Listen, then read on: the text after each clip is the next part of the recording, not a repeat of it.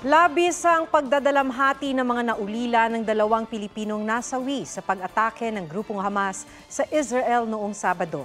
Kinilala ng gobyerno ng Israel ang kabayanihan ng isa sa kanila sa gitna ng karahasan. May report si Sandra Aguinaldo. Hindi ko na po siya mayaka. Hindi ko na po siya mahalikan. Kung uuwi po siya ng Abu Nalang, paano ko po siya mahayayakap? Wala na po.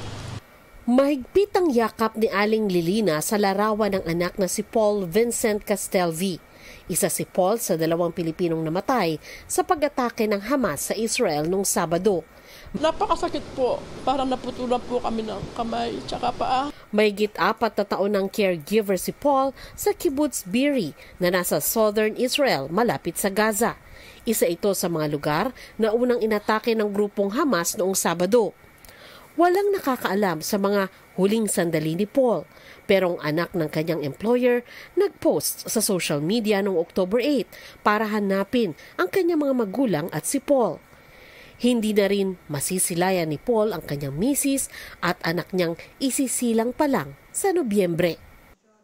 Labis din ang pangungulila ng nanay ni Angeline Aguirre, ang isa pang caregiver na pinagbabaril ng mga terorista habang nasa bomb shelter. Hindi ko matanggap. Kahit na sinong magulang, hindi niya matatanggap na mawawalan siya ng anak. Nakausap pa ni Nanay Erlinda ang anak nito noong October 6. Kinabukasan, hindi na nakontak pa si Angeline. Nitong October 9, kinumpirma ng kapatid ni Angeline na nasa Israel din ang kanyang pagpanaw. Dumating na sa Binmalay, Pangasinan ang kanyang mister at hiling nito maiuwi agad ang labi ni Angeline. Ang kabayanihan ni Angeline, kinilala ni Jerusalem Deputy Mayor Fleur. Hindi raw matatawaran ang pagkamakatao at katapatan ni Angeline na hindi umalis sa tabi ng kanyang pasyenteng Israeli sa gitna ng karahasan. Ayon sa Department of Migrant Workers, inaasikaso na ang pag-uwi ng labi ni Paul at Angeline. Bukod sa Hamas, nakisali na rin sa rocket attacks laban sa Israel ang grupong Hezbollah na may kontrol sa southern Lebanon at itinaas na ng DFA sa Alert Level 3 ang Gaza na kontrolado ng Hamas at sentro ng pag-atake ng Israel.